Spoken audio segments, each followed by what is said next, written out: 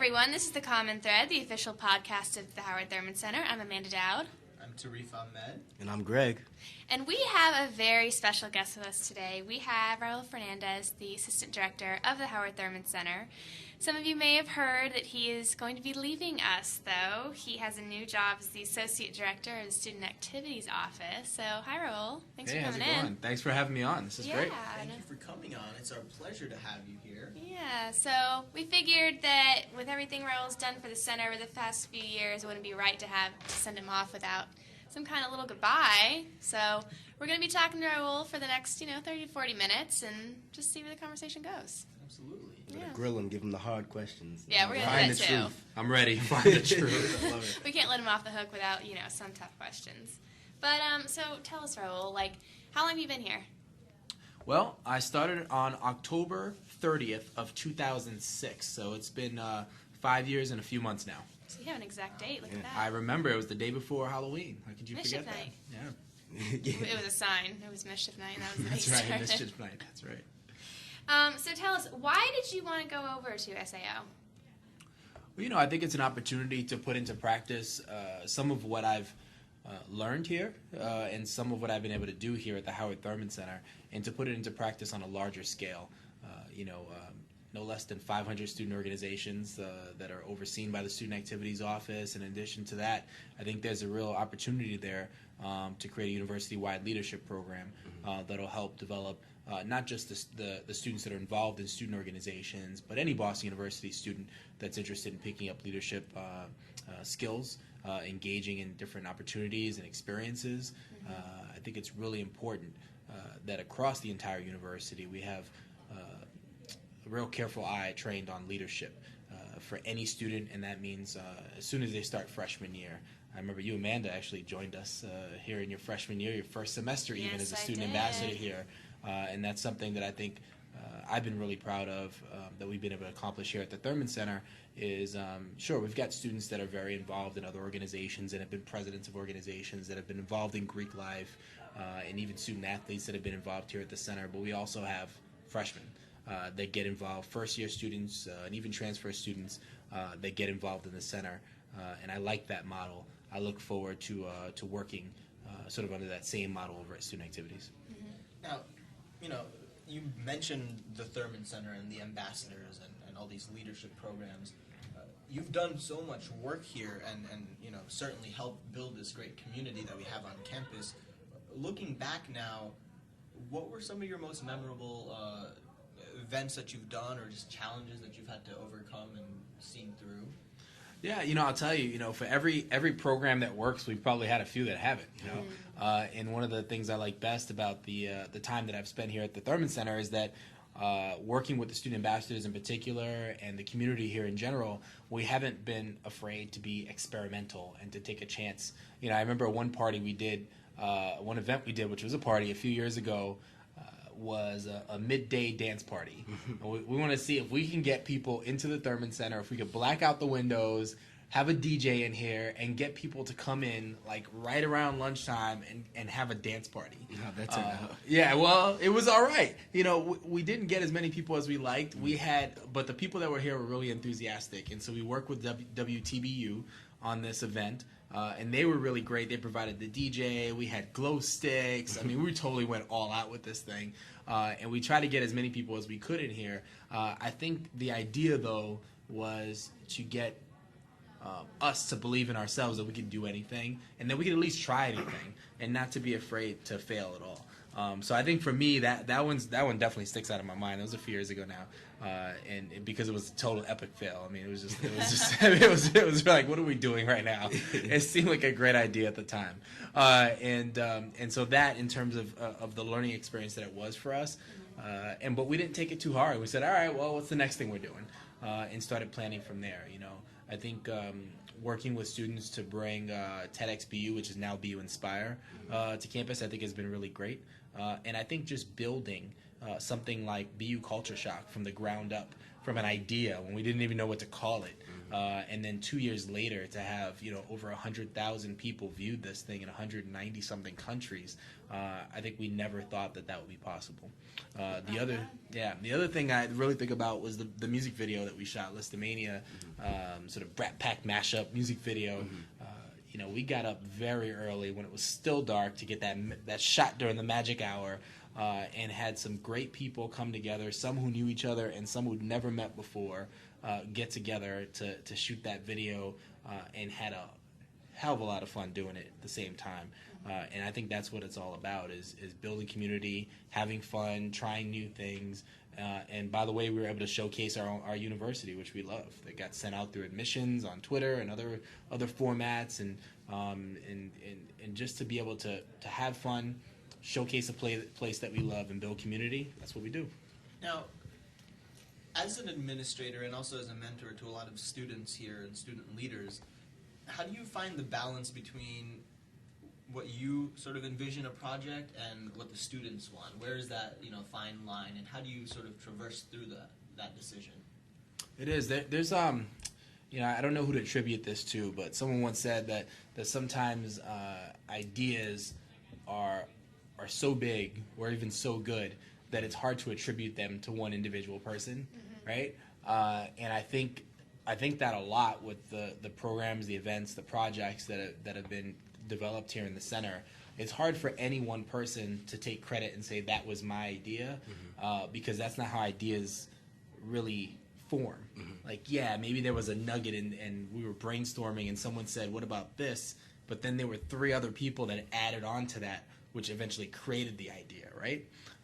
And so for me, that the process is as important as the actual event program, whatever it is. And working side by side with students to create things, I think is really important. I think to have a center that is for students and not have students involved in the creation of what they're participating in is ridiculous. It's a ridiculous way to do things. And so for me, it's never been about I created this, I did that. For me, it's I worked hand in hand with students to create an environment that works for them. And I think that's what we should be doing across the entire university, not just here at the center. So forgive me if I'm backtracking. You said you started here in 2006. What were your expectations coming into a job here at the Howard Thurman Center? Man, I wasn't really sure, to be honest with you. I came here and I think I saw a place with potential, a place that could eventually be like it is now, which is bustling with activity, and full of students oftentimes that are talking to one another and chatting, or at least just feeling at home, which is great too. And I think that the diversity of the students that's here is much greater than that when I first got here. And that is to say that when I look out into the center and the people that are here, I think it's a true representation of what kind of community we have on campus, and not just in the way people look, but in the way people think, in what drives them, in what they love and what they're passionate about. I see like a real diversity in the people that are here in the space, and it goes well beyond the traditional skin color and religion and those kinds of things. It's a great representation of BU, I think. And so for me, when I first got here, I don't know that there was a lot going on here, which is great because it was an opportunity for me to work with students to build something. And I think especially the students that have been here over the last 5 years since I've been here should be really proud of what's been created at the center because they've been a huge part of it. Do you find Dr. Thurman's philosophy of common ground, does that play a recurring role in terms of motivating you behind some of these programs? Or is it that nice motif to have in the background? It is, and I think that motif. I think common ground is the ambiance, right? And I love common ground. I think it's simple. It makes sense in what it is, but I really prefer social justice. And that's one of the things about working here is common ground. It's essential, right? We have to be able to not put aside our differences, because I'm not going to put aside anything that makes me who I am, right? But I'm going to be able to work with different people and to find some area of commonality between us. And through these experiences, through these opportunities that you have, for instance, here at the center, but on a greater scale here at the university, you get to find common ground with people. And I think that's great. I don't think it's enough, though. I think social justice is really where my heart is. And you know what, for those listening who might not be as familiar with the Howard Thurman Center, Common Ground is the philosophy that we all operate under. You know, Dr. Howard Thurman's idea that you can find common ground or something in common with just about anyone you talk to if you put in the time and you're in the right situation. And that's really, you know, that's our kind of our mission statement here. Now, Raul, you did just mention social justice, and again, one of the Thurman Center programs this December was the social justice retreat that you led. Do you want to sort of talk about that for those who don't know? Me and Amanda both happened to be on it, and it was, I can say, almost life-changing. It was very important that we went on there, and we learned a lot. So can you quickly define what you define social justice to be? Please. Sure, absolutely. You know, and for me, social justice it's real personal concept. Honestly, thinking about it's about not just equality, but about equity, right? Mm-hmm. And the difference between equality and equality means everybody has the same thing, right? So a rose in the desert gets just as much water as a rose in a rainforest. Rose in the rainforest doesn't need it quite as much. The one in the desert does, though. And equity is about making sure that resources are distributed equitably, that people have sort of equal opportunities to pursue whatever their path is, whatever their passions are as well. And that's just not the case, not necessarily here in the U.S. and certainly not across the world. And so what I encourage anyone that comes in my path to do, and especially students, is to seek out that which they find inequitable, to seek out injustices and to find ways to address them. The retreat that we participated in as a group this winter was a 10-day retreat to Washington, D.C. We had an opportunity to stay at the Washington, D.C. program. Boston University has a study abroad in quotations program there, and the director and the staff there were kind enough to welcome us in and give us a great place to stay as well.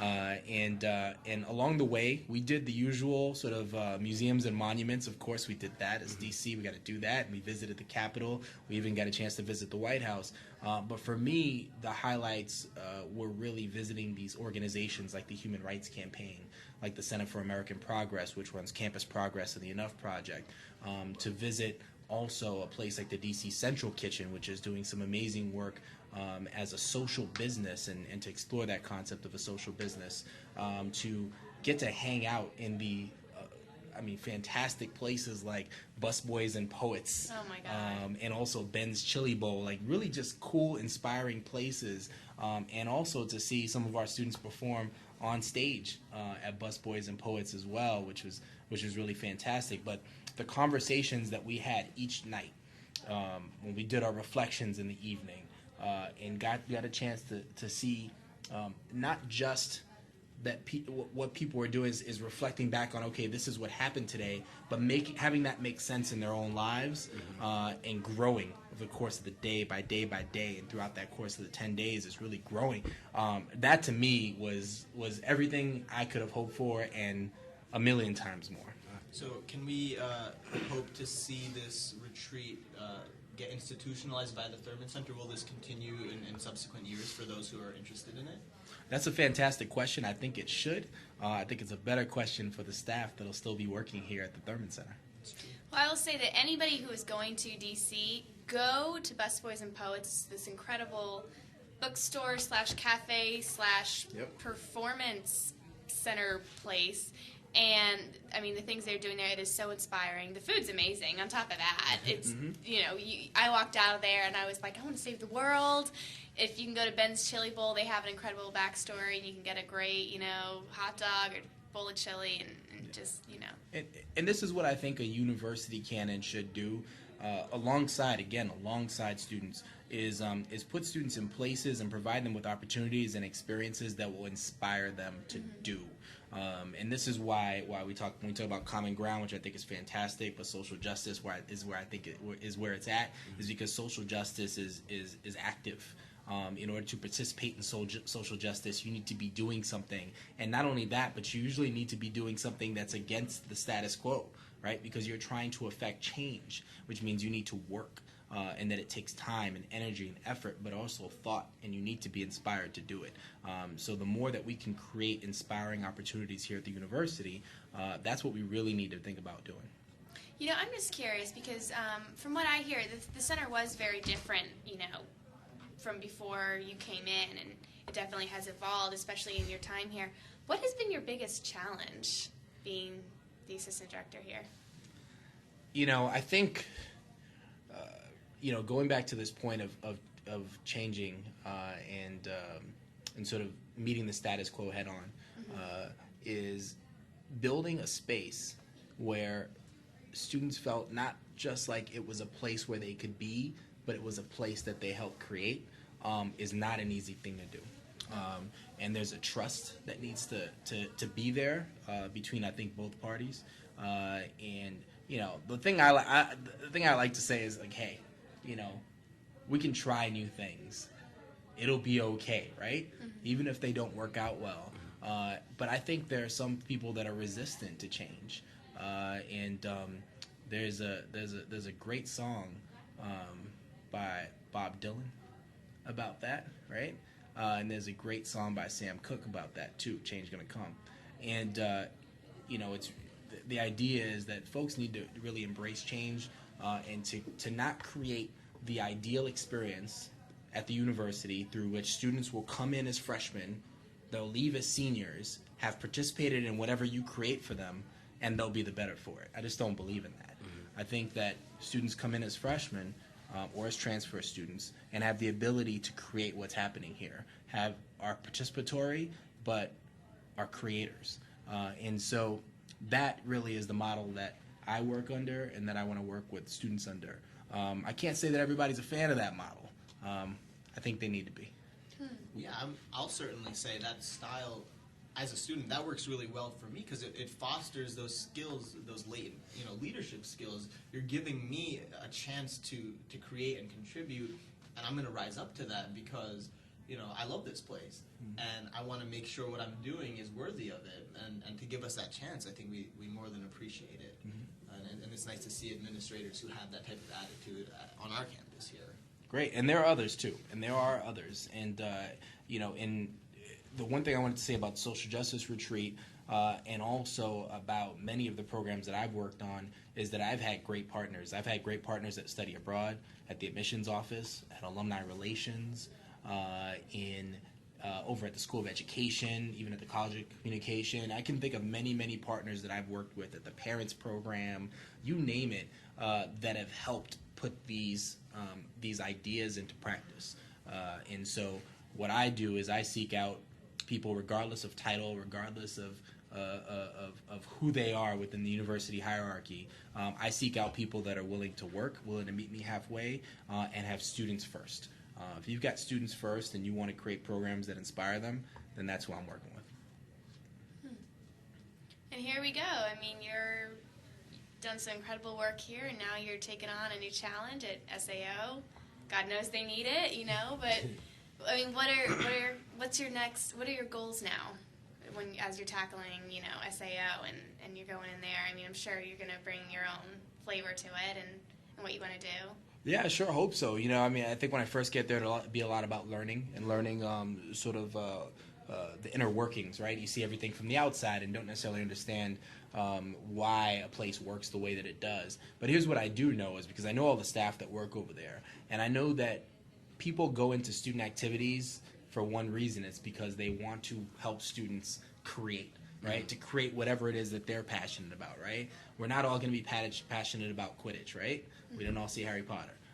Or about juggling, or about club sports, or about a cappella, or about cultures. We're not all going to be passionate about that. But the people that work at student activities have said, I want to dedicate at least this part of my life to helping students create their own experience at the university. Now, there may be a bureaucracy that sometimes gets in the way of getting that done, but I got to tell you, you got good people over there. And so what I'm looking forward to doing is working with those folks to make sure that the processes that we have over there are as efficient as they can be, but as appropriate as they need to be as well. And to make sure that what we've been able to create here, again, at the Thurman Center, this sort of lab for innovation, for experimentation, for creation, is something that exists at the whole university, and that when students want to create something, they say, hey, I can build this student organization, and we can create something here for ourselves at the university, but also that has impact well beyond the walls of the university. I think that the stories of what student organizations are doing at BU has yet to be told. I would definitely agree with that. And along with the creation, another word comes to mind, which is collaboration. I would love to see, different clubs working with each other to put on events, not just, okay, Democracy Matters is doing a movie screening and it's co-sponsored by another club. No, both clubs getting together and sitting down and, saying, your strengths are this, we have this, and let's do something together. Do you think that we can expect more of those things? How much do we need from the students, and how much can you guys help us at SAO with that? Yeah, I think we can provide the conditions to make it work, right? This is sort of like we talk about the economy, and right, how much can the president affect the economy? How much can government affect the economy? The government can provide the conditions by which good people can make great things happen. And I think that we as administrators at the university can provide those conditions for students to make great things happen. And, I think if you were to look at a map of, let's say, the human brain or the body, which is connected by these synapses, right? And look at the map, the social networking map of BU, I think you'll find, I will say this, I think you'll find maybe more connections across lines than you would at other universities, but not as many as I'd like to see. And so one of my goals certainly would be to try to create connections between different groups on campus, and to make sure that the conditions exist for them to collaborate, to provide incentives for groups to collaborate, and to remove as many barriers as possible for groups that would stop groups from collaborating as well. And so I think that's really, really, really important. That's, when you get two people together, right, that may come from different backgrounds or have different interests, and they can find that common ground that we talked about, and that they're inspired to do something, special things happen. I just believe that. And I'm excited to see what you do, because, like you said, great people at SAO, just, sometimes the bureaucracy does get in the way. So seeing if you can, cut that out as much and bring more students in and working together, that's great. I think that's what you've kind of done here, is really trying to integrate students into the process. Yeah. And I would say, too, one of those connections that needs to be, I think, better formulated is that between the student life side and the academic side as well. And I think I'd love to see more programs that incorporate student life and incorporate faculty, incorporate the deans, and have these things like, for instance, Welcome Week and everything that goes on from orientation all the way through to graduation, be really interconnected. And so you feel like your student life, right, and what you do in regard to with organizations and sort of when you're outside of the classroom, that you don't feel that that's disconnected from what's happening inside the classroom, and that they're building upon one another. And so faculty are well aware of what's going on with student activities and organizations, and vice versa. And that student activities folks are also aware of what's going on in the classroom. We need to create those better connections too, I think. Because it's hard. Sometimes you feel as though your activities are conflicting with your academic work, and then you have to prioritize. And for most people, school comes first, but for a lot of us, sometimes we put our schoolwork aside for the other activities, and maybe shouldn't be that way. Yeah. Maybe they should reinforce each other. Yes, and I think that's just as important as students working together, as administration working with students. I don't want to leave out the academic, the faculty side, because there are some amazing faculty members. I've had the pleasure to sit in some classes, to go to some lectures, and I'd love to see them much more involved. I think that for a student organization, an okay advisor might not make a difference one way or the other, but a great advisor can really help shape and help them shape the students, that is, what it is that they're doing and what it is that they're creating. So you're going into this new job.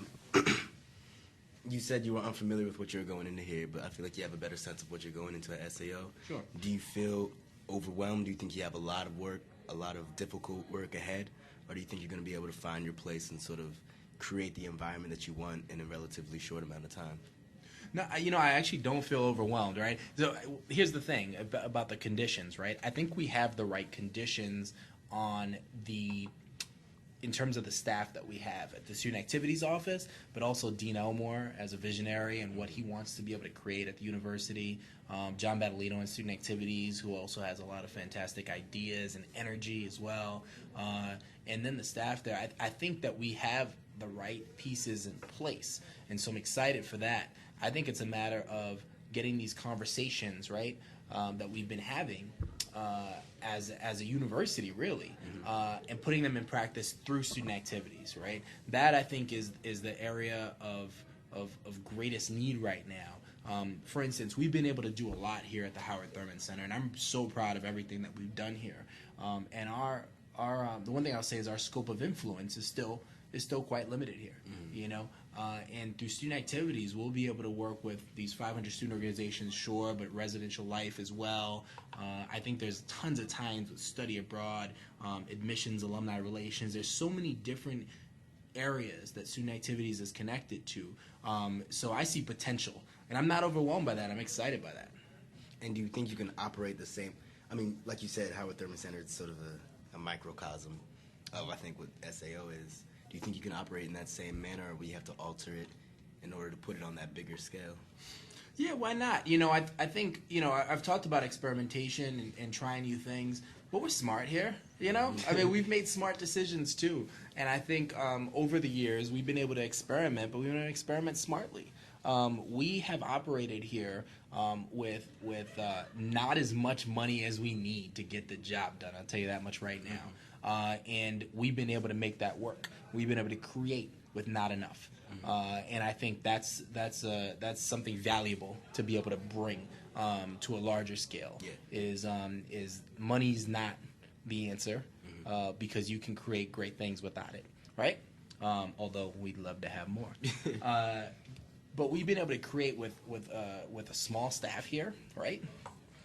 And we've been able to create with just not enough resources.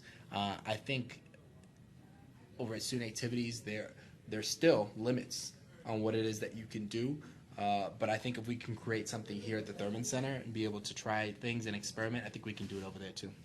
I will say this, the fact that you're an SAO now has already changed my mind from viewing SAO as this adversary, like, oh, they're never going to give me money. Now it's like, oh, Raul's there. They're probably, like, fixing some stuff. Like, I can count on them to come through at least, meet me halfway. So that's great. Now, getting desperate phone calls from all of us. Hi, Raul. Oh, boy. So as we're sort of wrapping up and approaching the end of our podcast, we thought it would be nice to leave off with some fun questions. Okay. You're not a weepy type of man, and we don't want to be doing farewells and sobbing, so let's leave on a happy note. Although you guys are not allowed to judge me if I cry tomorrow. Amanda's tearing up. When she does tear up, I'll make a note of it so our viewers can enjoy that. These are my supportive co-hosts, ladies and gentlemen. Here It's they are. All love. It's all love. So, Raul, who is the sexiest person in the Howard Thurman Center? Oh my God! What? What?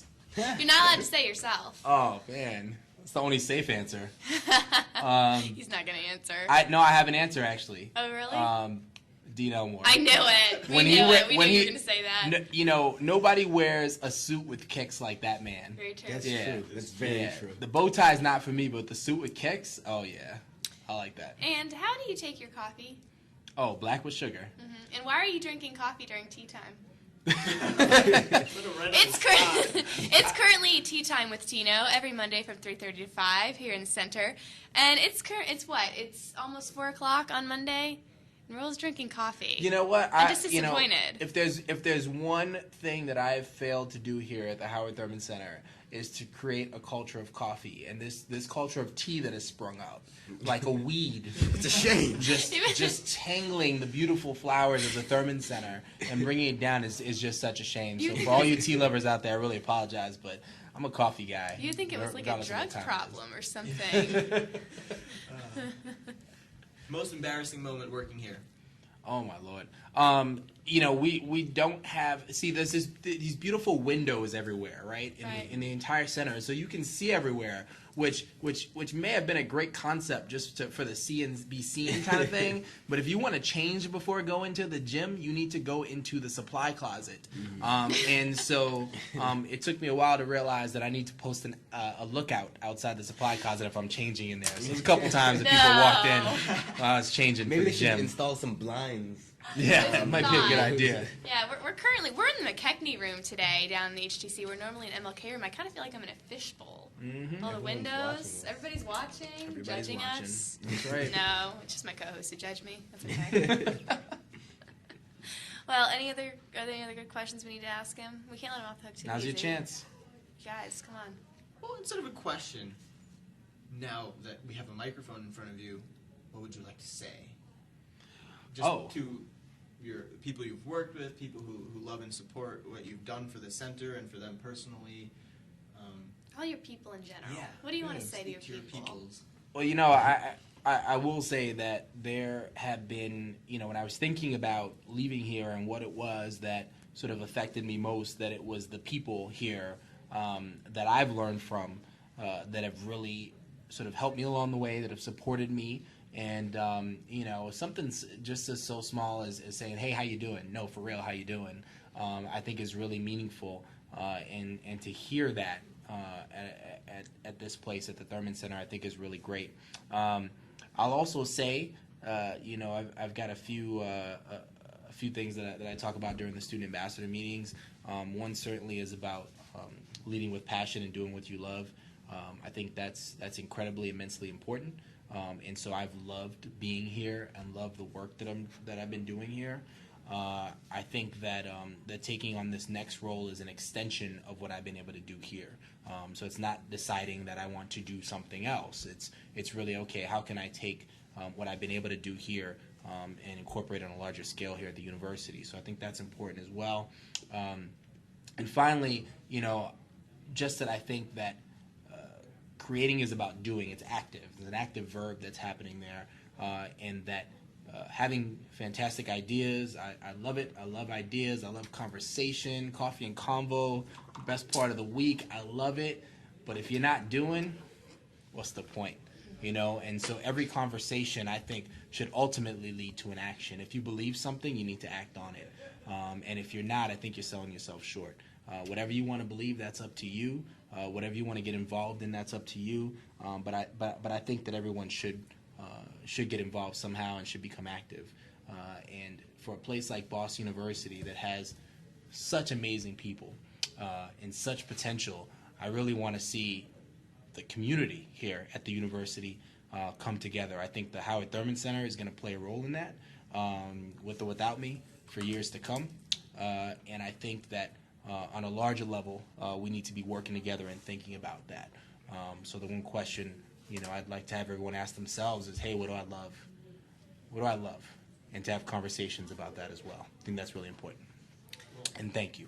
Well, I would personally like to say thank you for always being so supportive and believing in all of us, and for making me a student ambassador in October of my freshman year. I mean, what a vote of confidence, people, really. And for letting us do this podcast and for everything else you've done for us. Believe me, we all appreciate you very much, and we are going to miss you very much. But we're excited to see what you do. Absolutely. Thank you for, coming on our podcast before you left. I think it means a lot to the three of us that we were able to get you before you left. And you're not really gone. He's down the street. He's right next door. Yeah, you're gonna doing see good me. for us, still working for the school We'll and the visit students. So, That's right. ladies and gentlemen, this has been a very sentimental podcast for me, and I'm glad our listeners got to hear from Raul. So, Thank you. well, looks like we have to wrap up, but come and join us on Friday, March 23rd, after spring break. We are going to be talking about the Israel-Palestine conflict. It's finally happening. Finally We happening. postponed We'll figure it out. But We'll now figure we're it out. actually going to do it. You guys going to solve this conflict. Yes. Right This here. is great. We're going to solve it in 30 minutes from the MLK room. In the You heard it HTC. here. I don't know why anyone hasn't We're done it gonna before. Till then, I know, right? enjoy your spring breaks, people. Be safe. Have a Remember great the time. message. Take your beautiful ideas and make them a reality. Yeah. That's right. Go Love it, out. Greg. Go forth and prosper, children. Go forth. Go for it. We'll see you guys in a few weeks. Well, Take care. We are the Common Thread down in the Howard Thurman Center. Come join us in the basement of the GSU. I'm Amanda. I'm Tarif. And I'm Greg. And I'm Raul. Thanks, guys. Bye.